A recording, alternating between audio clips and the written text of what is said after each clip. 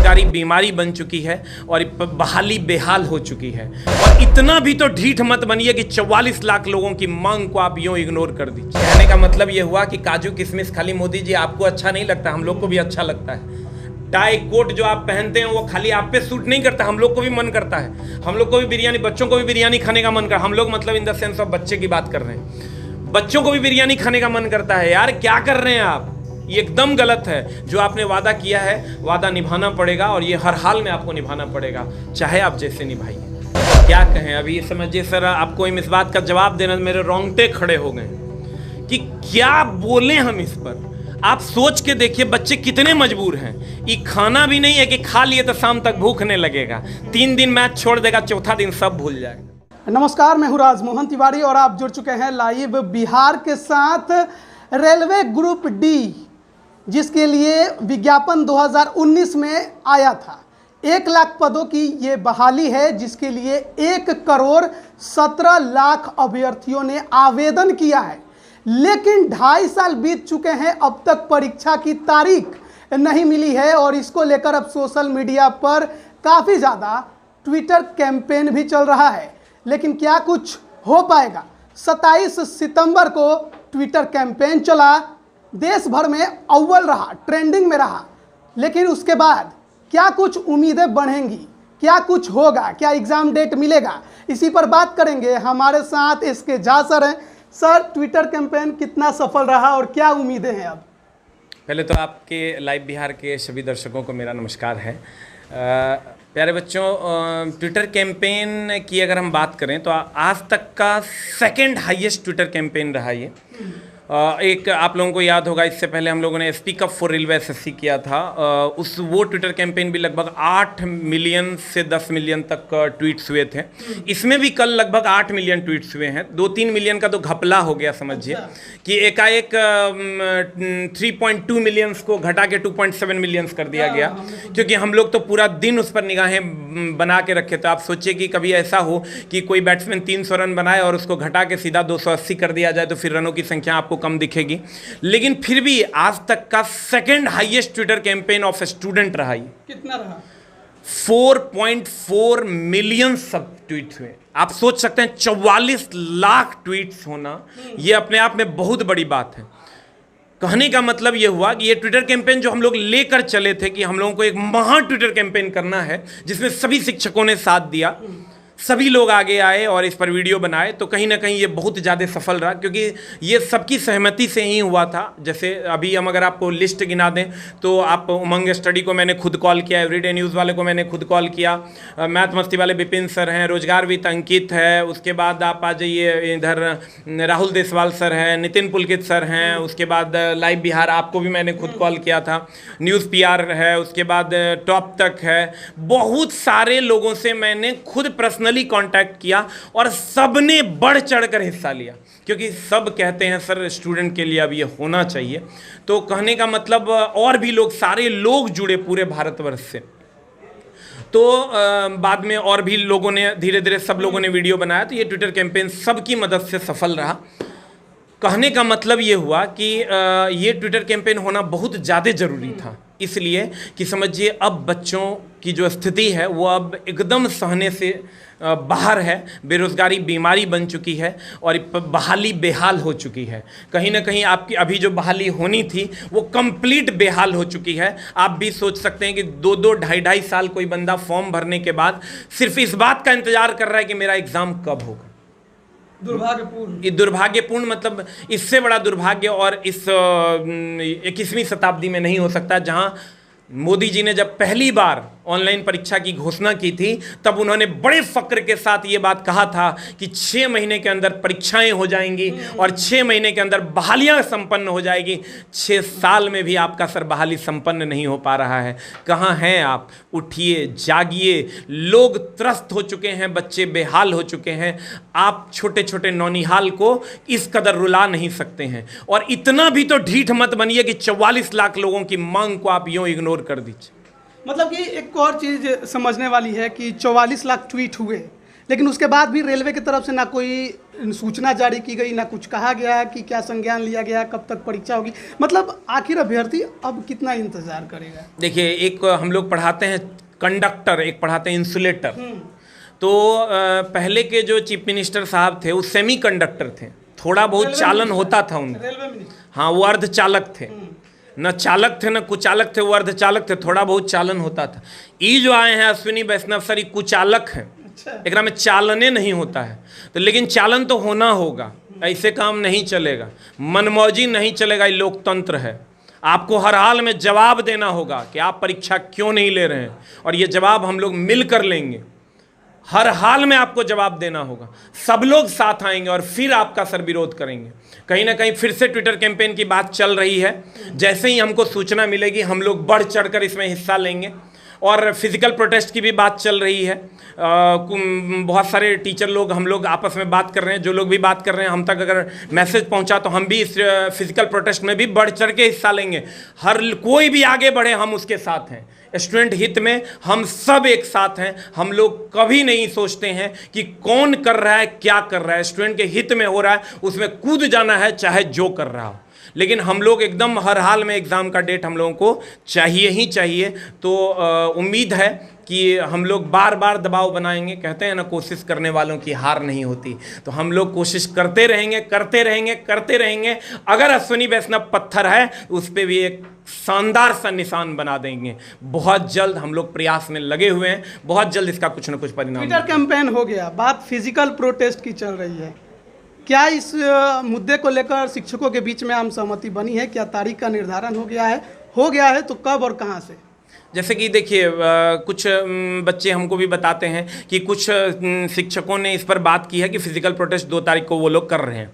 तो हम लोग भी उनके साथ हैं। खाली जगह कहाँ फिजिकल प्रोटेस्ट होना है उसके बारे में परमिशन ले लिया जाए, जगह निर्धारित कर दिया जाए। हम लोग शांतिपूर्ण तरीके से फिजिकल प्रोटेस्ट में भी आपके साथ हैं। जो भी शिक्षक हैं जिनको लगता है कि हमको फिजिकल प्रोटेस्ट करना है और ज़रूरी भी है बच्चों के लिए, तो वो आगे आएँ। हम उनका साथ देने के लिए हमेशा तैयार रहेंगे, क्योंकि बच्चों के लिए जो भी बन पड़ेगा हम उसके लिए करेंगे। और फिजिकल प्रोटेस्ट हो या ट्विटर कैंपेन हो, हर जगह हम सबके साथ हैं। अभी तय नहीं है कि 2 तारीख को ट्विटर कैंपेन होगा या फिजिकल प्रोटेस्ट होगा, आपके कहने का मतलब ये है? नहीं, लगभग शिक्षकों ने तय कर रखा है। जैसे ही हम तक सूचना आएगी हम ये बात आप तक पहुंचा देंगे। और या आप तक भी अगर सूचना आई है कि नहीं पता, लेकिन अगर सूचना आ जाएगी तो हम लोग भी इस पर सर बढ़ चढ़ के हिस्सा लेंगे। अभी बातचीत जारी है शिक्षकों के बीच में, अभी लग रहा है कि कुछ फाइनल नहीं है। हाल ही में ट्विटर कैंपेन समाप्त हुआ है, तो ऐसे में फिर ट्विटर कैंपेन कराना या फिर उससे आगे की सोचना, ये शिक्षकों के बीच की आम सहमति का मुद्दा हो सकता है। और देखना होगा कि क्या कुछ बातें निकल कर सामने आती हैं। लेकिन समस्या सबसे ज़्यादा गंभीर हो जाती है अभ्यर्थियों के लिए। एक एग्ज़ाम की तारीख के लिए इतना संघर्ष, अगर रिजल्ट के घपले की बात होती, गड़बड़ी की बात होती, उसके लिए संघर्ष करते तो फिर भी समझ में आता। एग्ज़ाम की तारीख के लिए ये कितना शर्मनाक होना है एक देश के लिए। मतलब आप सोच नहीं सकते हैं। हमको कभी कभी ये लगता है कि हम भारतवर्ष में हैं, जहां जो दुनिया का सबसे बड़ा लोकतंत्र है, जहां 45 लाख लोगों की आवाज़ को दबा दिया गया। मतलब कभी कभी हमको ये लगता है कहीं पॉलिटी वाले टीचर जो हमको पढ़ाए थे, वो हमको ये पढ़ाए थे कि ये लोकतंत्र है, यहाँ लोगों का तंत्र है। यहाँ ऐसा कुछ दिख नहीं रहा है। हमको लगता है पॉलिटी अब बदलने की ज़रूरत है।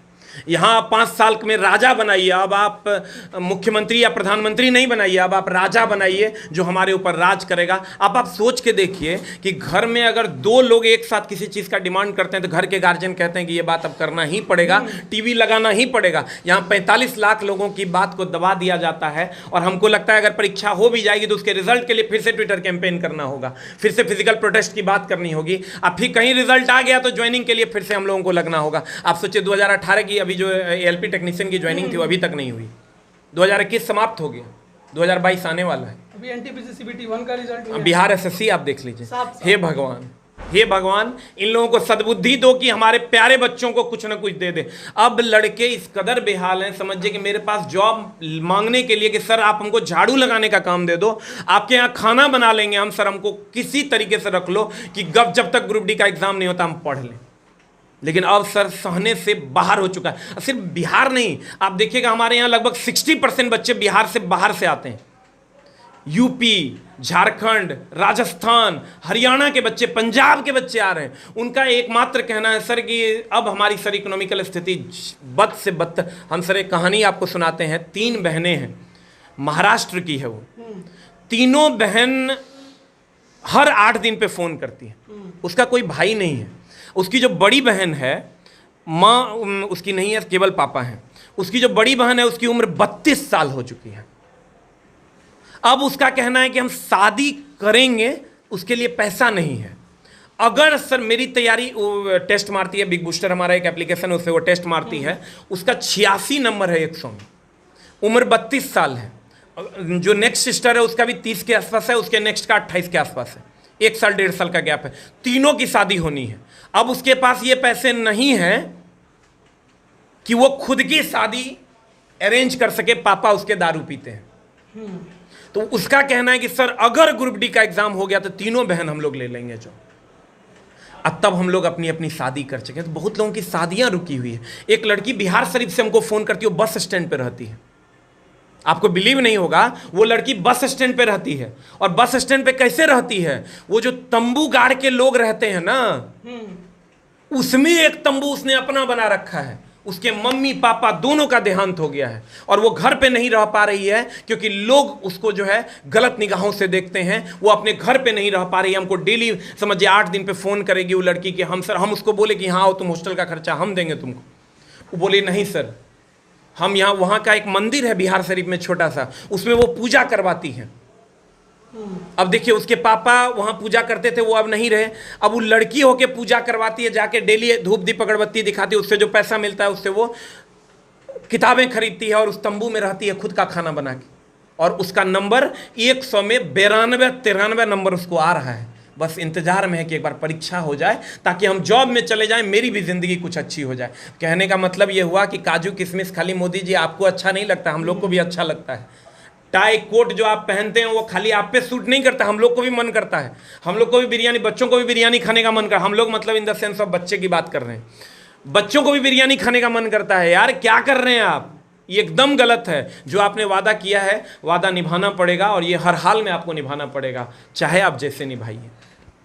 समय जब इतना बीतता है तो अभ्यर्थियों के सामने निश्चित तौर पे बहुत सारी समस्याएं आती हैं, लेकिन जो सबसे एक और बड़ी समस्या मुझे लगती है, एक ही चीज़ को वो आखिर कितने साल तक पढ़े। ग्रुप डी की तैयारी में भिड़े हैं और ग्रुप डी की तैयारी 2.5 साल से वो कर रहे हैं। कब एग्ज़ाम लिया जाएगा इसकी कोई गारंटी अभी नहीं है, ना कोई सूचना है। आखिर एक सिलेबस को वो कब तक पढ़ते रहेंगे, ये भी एक उनके सामने बड़ी चुनौती है। मतलब क्या कहें, अभी समझिए सर, आपको इस बात का जवाब देना मेरे रोंगटे खड़े हो गए कि क्या बोलें हम इस पर। आप सोच के देखिए बच्चे कितने मजबूर हैं। ये खाना भी नहीं है कि खा लिए तो शाम तक भूखने लगेगा। 3 दिन मैथ छोड़ देगा, चौथा दिन सब भूल जाएगा। 10 दिन साइंस छोड़ देगा, 11वां दिन कुछ याद नहीं रहेगा उसको। अब तो बेचारा इतना मजबूर है कि न कहता है, न छोड़ले बनता है, न ले ले बनता है। मतलब पढ़ाई छोड़ देगा तो सब कुछ भूल जाएगा। अब पढ़ाई कर रहा है तो परीक्षा हो नहीं रहा है। अब आखिर वो करे तो करे क्या। बहुत ज़्यादा मजबूरियां हैं। मतलब आप उसमें आप सोच के देखिए, बच्चों को हम क्लास में देखते हैं, 1 से 2 टी-शर्ट है उसके पास, चप्पल 1 गो है, जीन्स 2 गो से ज़्यादा नए है। अब आप सोच के देखिए कितनी गंदी जिंदगी है। 6x3 का कमरा होता है यहाँ पटना में। 6x3 के कमरे में डेली खाना बनाना, रोटी बेलना कितना मुश्किल होता होगा। हम लोग तो यहाँ बैठे बैठे लंबा लंबा छोड़ देते हैं, एक बयानबाजी कर देते हैं कि उसकी ज़िंदगी ऐसी होगी, उसकी ज़िंदगी वैसी होगी। लेकिन जिसकी ज़िंदगी वैसी है उस पर क्या बीत रही होगी, ये बात कोई नहीं समझ रहा। ये बात कोई नहीं समझ रहा। और पता नहीं मोदी जी तो तीसरी दुनिया में चले गए हैं। अब तो उनकी दुनिया ये रही ही नहीं। गरीबों की दुनिया से वो बहुत आगे निकल चुके हैं। लेकिन ये समझ लीजिए कि फिर इलेक्शन आ रहा है। इस बार मामला एकदम गंभीर हो जाएगा। वो जो इलेक्शन के टाइम में आप लॉलीपॉप देते हैं, ये वैकेंसी कब का है? 19 का। ये इलेक्शन के टाइम का वैकेंसी है। शुरुआत में इसको अब अगले इलेक्शन तक ले जाना है। तो हमारे जो भी लोग हैं, हाथ जोड़ के नम्र निवेदन है, अब बच्चा नहीं सहेगा, मामला गड़बड़ा जाएगा। कोनो दिन गड़बड़ा जाएगा, फिर संभाल नहीं पाइएगा। मामला बहुत ज़्यादा संवेदनशील है। केंद्र की नीतियों के खिलाफ अगर बात करें बिहार की, तो बिहार के छात्र आंदोलन का इतिहास रहा है। क्या एक बार फिर बिहार उसी छात्र आंदोलन की तरफ अग्रसर है? देखिए, इस पर जो भी टीचर लोग हैं, कुछ टीचर लोग इस पर बातें कर रहे हैं, सब लोग आपस में डिसाइड करेंगे।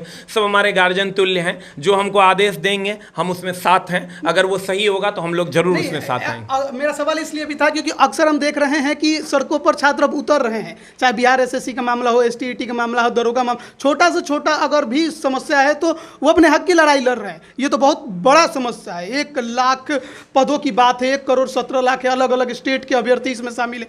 तो अगर एक साथ ये रणकुबेर बनेगा सड़कों पर तो निश्चित तौर पर सरकार के लिए समस्याएं गंभीर होंगी, लेकिन केंद्र सरकार की नीतियों के खिलाफ एक नया आंदोलन भी छिड़ सकता है इससे। देखिए, ये सब तो चर्चा का विषय है, ये मामला विचारणीय है। जैसा सर सभी टीचरों का एक मत होने के बाद ही ये बातें आएंगी सामने कि क्या करना है। जैसा होगा हम आपको जरूर सूचना देंगे। चलिए सर, बहुत बहुत धन्यवाद कि आप हमारे साथ जुड़े। मामला 1,17,00,000 अभ्यर्थियों का नहीं है, बल्कि उनके साथ जुड़े परिवार वालों का भी है कि आखिर अपनी ज़िंदगी वो जिए कैसे, कितने उम्मीदों से उन्होंने तैयारी की होगी, और जब आवेदन डाला होगा तो सोचा होगा खूब लगेगा, तो 1 साल लगेगा, 1 साल के अंदर उनके हाथ में नियुक्ति पत्र होगा, जॉब करेंगे और अपनी ज़िंदगी को जिएंगे। लेकिन 2.5 साल बीत गए, परीक्षा ही नहीं दे पाए। ग्रुप डी की परीक्षा में एक ही परीक्षा तो होनी होती है, लेकिन उसके लिए भी इतना इंतज़ार, इतना संघर्ष कि परीक्षा की तारीख के लिए पहले सोशल मीडिया और अब सड़कों पर उतरने तक की बात करनी पड़ रही है। बिहार का तो हाल बेहाल था, लेकिन केंद्र सरकार की नीतियों का क्या, इस पर भी चर्चाएं होनी चाहिए। और अब जो अभ्यर्थी हैं उनके जो इंतज़ार, उनका जो सब्र है, वो अब बांध टूट रहा है और सरकार को इस पर जल्द से जल्द ध्यान देना होगा। 45 लाख अभ्यर्थियों ने 27 सितंबर को एक मांग उठाई थी। क्या उस मांग पर सरकार अपना नज़र गड़ाएगी, ये देखने वाली बात है। और आखिरकार ग्रुप डी की परीक्षा लीक कब जाएगी, इस पर सूचना कब आएगी, इसके इंतज़ार में अभ्यर्थी आखिर कब तक चुपचाप हाथ पर हाथ धरे बैठे रहेंगे, ये भी एक सरकार के लिए भी सोचने वाली बात है कि इंतज़ार बहुत हो चुका, अब घड़ी है जवाब की, देना तो पड़ेगा। बने रहिए लाइव बिहार के साथ, तमाम अपडेट हम आप तक पहुंचा रहे हैं। आप सभी का बहुत बहुत धन्यवाद। लाइव बिहार यूट्यूब पर सब्सक्राइब और फेसबुक पर लाइक जरूर करें।